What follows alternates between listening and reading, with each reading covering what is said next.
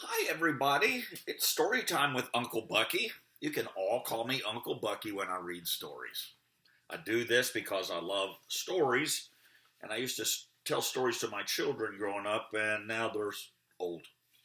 Okay, and here it is. We're doing Tarzan of the Apes. We are on chapter 26. This one is called The Height of Civilization. So he's moving out of the jungle. He's chasing after Jane. Fell in love with her. We're going to get into that. Max, you can sit right there and listen to your daddy. My dog, he doesn't like me when I come here and do it. He wants me to stay in the bedroom and watch TV. Last thing I was going to tell you before I start is that tomorrow's the 4th of July here in 2021. And we have a tropical storm via Category 1 hurricane. Now it's back to Tropical Storm Elsa coming at us. I should be here day after tomorrow. Most likely it's hitting Cuba. Should hopefully wind it down. It's going to hit the water again. So I'd like to get this done before the hurricane gets here. Only got 3 chapters. This one, the next, and the last one. So here we go. The Height of Civilization. Another month brought them to a little group of buildings at the mouth of the wide river, and there Tarzan saw many boats and was filled with the timidity of the wild thing by the sight of many men. Gradually, he became accustomed to the strange noises and the odd ways of civilization, so that presently none might know that the 2 short months before, this handsome Frenchman in immaculate white ducks, who laughed and chatted with the gayest of them, had been swinging naked through the primeval forest to pounce upon some unwary victim which raw was to fill his savage belly. The knife and fork so contemptuously flung aside a month before, Tarzan now manipulated as exquisitely as did the polished D'Arnaud. So apt a pupil had he been that the young Frenchman had labored assiduously to make of Tarzan of the Apes a polished gentleman, insofar as nicety of manners and speech were concerned. God made you a gentleman at heart, my friend, D'Arnaud said, but we want his works to show upon the exterior also. As soon as they had reached the little port, D'Arnaud had cabled his government of his safety and requested a 3 months' leave, which had been granted. He had also cabled his bankers for some funds, and the enforced wait of a month, under which both chafed, was due to the inability to charter a vessel for the return to Tarzan's jungle after the treasure. During their stay at the coast town, Monsieur Tarzan became the wonder of both whites and blacks because of several occurrences which to Tarzan seemed the merest of nothings. Once a huge black crazed by drink had run amok and terrorized the town until his evil star had led him to where the black-haired French giant lolled upon the veranda of the hotel. Mounting the broad steps with brandished knife, the Negro made straight for a party of 4 men sitting at a table sipping the inevitable absinthe. Shouting in alarm, the 4 took to their heels, and then the black spied Tarzan. With a roar he charged the ape-man, while 100 heads peered from sheltering windows and doorways to witness the butchering of the poor Frenchman by the giant black man. Tarzan met the rush with the fighting smile that the joy of battle always brought to his lips. As the black man closed upon him, steel muscles gripped the black wrist of the uplifted knife hand, and with a single swift wrench, left the hand dangling below a broken bone. With the pain and surprise, the madness left the black man, and as Tarzan dropped back into his chair, the fellow turned, crying with agony, and dashed wildly toward the native village. Then, on another occasion, as Tarzan and D'Arnaud sat at dinner with a number of other whites, the talk fell upon lions and lion hunting. Opinion was divided as to the bravery of the king of beasts, some maintaining that he was an arrant coward, but all agreeing that it was with a feeling of greater security that they had gripped their express rifles with the monarch of the jungle roared about a camp at night. D'Arnaud and Tarzan had agreed that his past be kept secret, and so none other than the French officer knew of the ape-man's familiarity with the beasts of the jungle. Monsieur Tarzan has not expressed himself, said one of the party, a man of his prowess who has spent some time in Africa. As I understand, Monsieur Tarzan must have had experiences with lions, yes? Some, replied Tarzan dryly. enough to know that each of you are right in your judgment of the correct characteristics of the lions you have met. But one might as well judge all black men by the fellow who ran amok last week, or decide that all whites are cowards because one has met a cowardly white. There is much individuality among the lower orders, gentlemen, as there are among ourselves. Today we may go out and stumble upon a lion which is overly timid. He runs away from us. Tomorrow we may meet his uncle or his twin brother, and our friends wonder why we do not return from the jungle. For myself, I always assume that a lion is ferocious, and so I am never caught off my guard. There would be a little pleasure in hunting, retorted the first speaker, if one is afraid of the thing he hunts. D'Arnaud smiled. Tarzan afraid? I do not exactly understand what you mean by fear, said Tarzan. Like lions, fear is a different thing in different men, but to me, the only pleasure in the hunt is the knowledge that the hunted thing has power to harm me as much as I have to harm him. If I went out with a couple of rifles and a gun bearer and with 20 or 30 beaters to hunt a lion, I should not feel like the lion had much of a chance. And so the pleasure of the hunt would be lessened in proportion to the increased safety which I felt. Then I am to take it that Monsieur Tarzan would prefer to go naked into the jungle, armed only with a jackknife, to kill the king of beasts, laughed the other, good-naturedly, but with the merest touch of sarcasm in his tone. And a piece of rope, added Tarzan. Just then the deep roar of a lion sounded from the distant jungle, as though to challenge whoever dared enter the lists with him. There's your opportunity, Monsieur Tarzan, bantered the Frenchman. I'm not hungry, said Tarzan simply. The men laughed, all but D'Arnaud. He alone knew that a savage beast has spoken its simple reason through the lips of the ape man. But you're afraid, just as any of us would be, to go out there naked, armed only with a knife and a piece of rope, said the banterer. Is it not so? No, replied Tarzan. Only a fool performs any act without reason. 5,000 francs is a reason, said the other. I wager you that amount you cannot bring back a lion from the jungle under the conditions we have named. Naked, and armed only with a knife and a piece of rope. Tarzan glanced toward D'Arnaud and nodded his head. Make it 10,000, said D'Arnaud. Done, said the other. Tarzan arose. I shall have to leave my clothes at the edge of the settlement, so that if I do not return before daylight, I shall have something to wear through the streets. You're not going now, exclaimed the wagerer, at night? Why not, asked Tarzan. Numa walks abroad at night. It'll be easier to find him.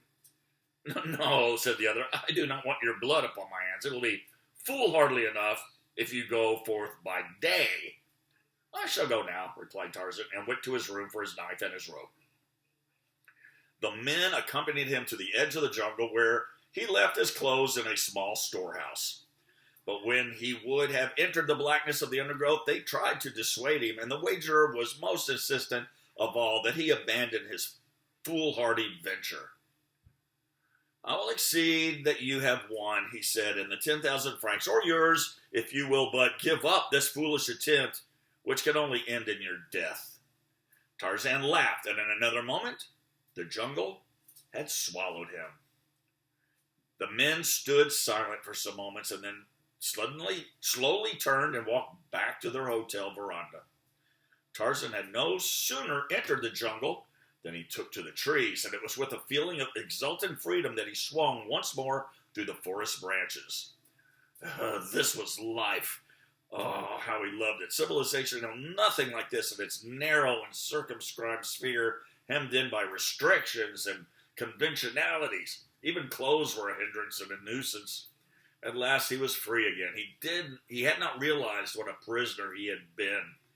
How easy it would be to just circle back to the coast and then make toward the south and his own jungle and his own cabin. Now he caught the scent of Numa, for he was traveling upwind. Presently his quick ears detected the familiar sound of padded feet and the brushing of a huge fur-clad body through the undergrowth below. Tarzan came quietly above the unsuspecting beast and silently stalked him until he came into a little patch of moonlight. Then the quick noose settled and tightened about the tawny throat, and as he had done 100 times in the past, Tarzan made fast the end to a strong branch, and while the beast fought and clawed for freedom, dropped to the ground behind him and leaped upon the great back, plunging his long thin blade 12 times into the fierce heart. Then with a foot upon the carcass of Numa, he raised his voice in the awesome victory cry of his savage tribe. For a moment, Tarzan stood irresolute, swayed by conflicting emotions of loyalty to D'Arnaud and a mighty lust for the freedom of his own jungle. At last, the vision of a beautiful face and the memory of warm lips crushed to his dissolved the fascinating picture he had been drawing of his old life. The ape-man threw the warm carcass of Numa across his shoulders and took to the trees once more. The men upon the veranda had sat for an hour almost in silence. They had tried ineffectually to converse on various subjects, and always the thing uppermost in the mind of each had caused the conversation to lapse. "Mon Dieu," said the wagerer at length, "I can endure it no longer. I am going into the jungle with my express and bring back that madman." "I will go with you," said one. "And I, and I, and I," chorused the others. As though the suggestion had broken the spell of some horrid nightmare, they hastened to their various quarters and presently were headed toward the jungle, each one heavily armed. "God, what is that?" suddenly cried one of the party, an Englishman, as Tarzan's savage cry came faintly to their ears. "I heard the same thing once before," said a Belgian, "when I was in the gorilla country. My carrier said it was the cry of a bull ape who has made a kill."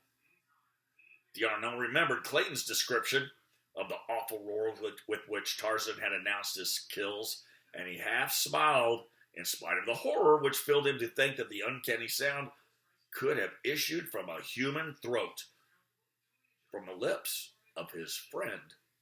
As the party stood finally near the edge of the jungle, debating as to the best distribution of their forces, they were startled by a low laugh near them, and turning, beheld advancing toward them a giant figure bearing a dead lion upon its broad shoulders. Even D'Arnaud was thunderstruck, for it seemed impossible that the man could have so quickly dispatched a lion with the pitiful weapons he had taken, or that alone he could have borne the huge carcass through the tangled jungle. The men crowded about Tarzan with many questions, but his only answer was a laughing depreciation of his feat.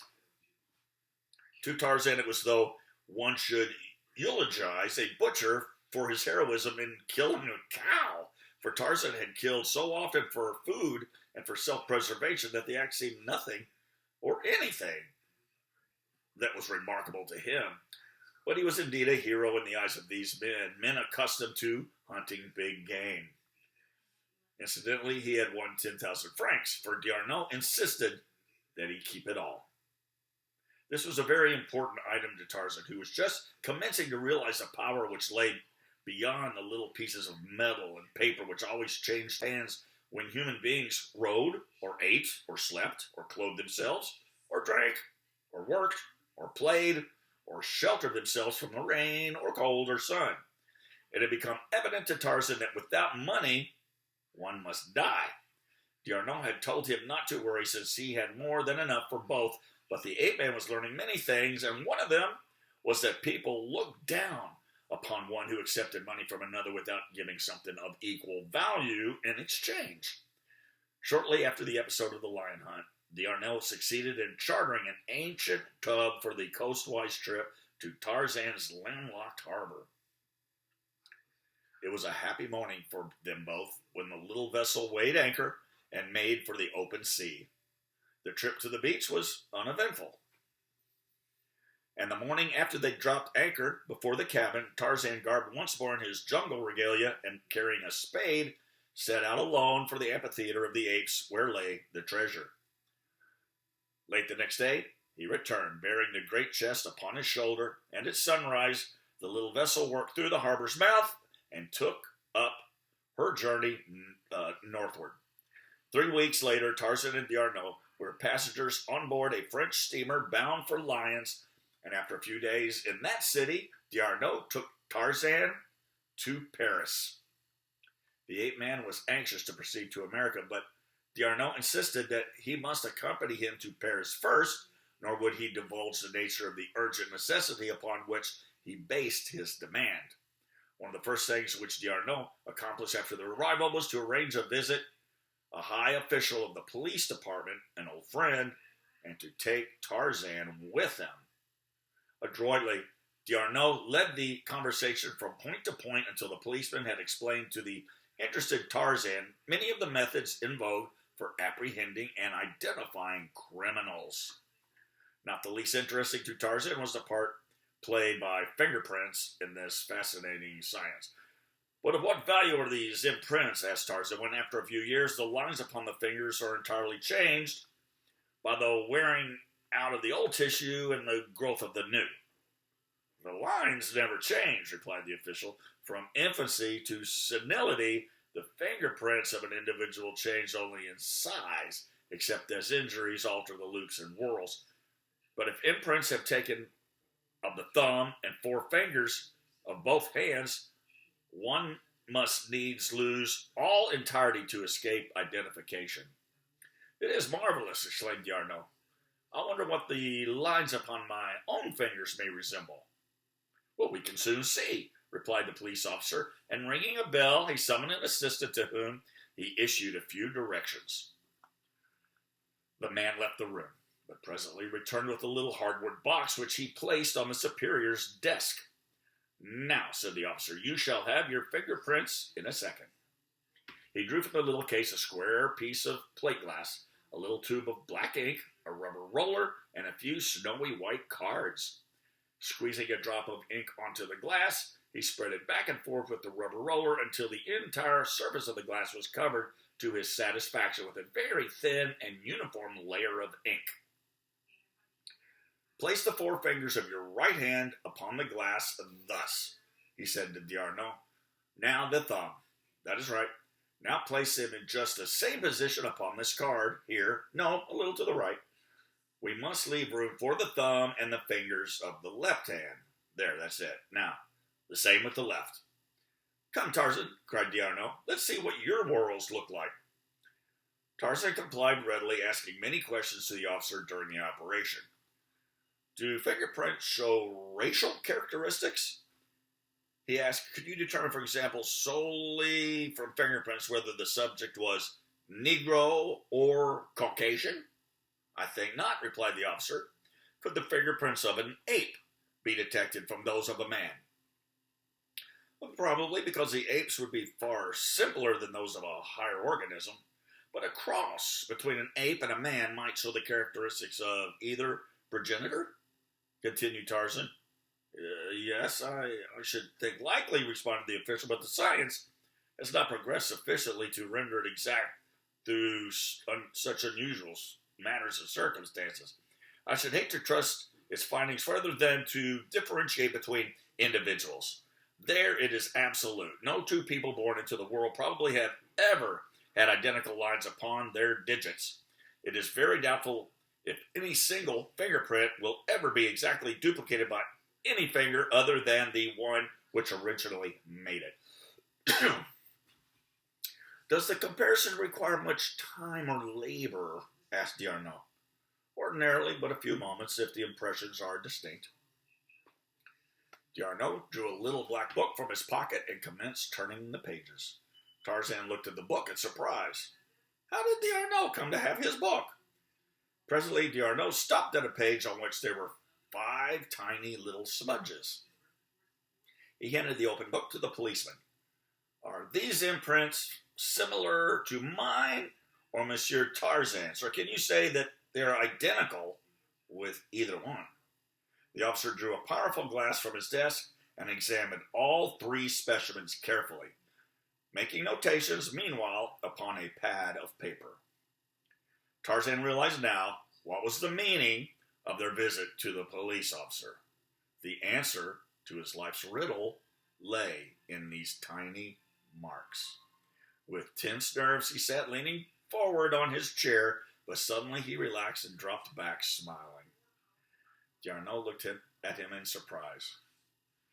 You forget that for 20 years the dead body of a child who made those fingerprints lay in the cabin of his father, and that all my life I have seen it lying there, said Tarzan bitterly. The policeman looked up in astonishment. Go ahead, Captain, with your examination, said D'Arnaud. We will tell you the story later, provided Monsieur Tarzan is agreeable. Tarzan nodded his head.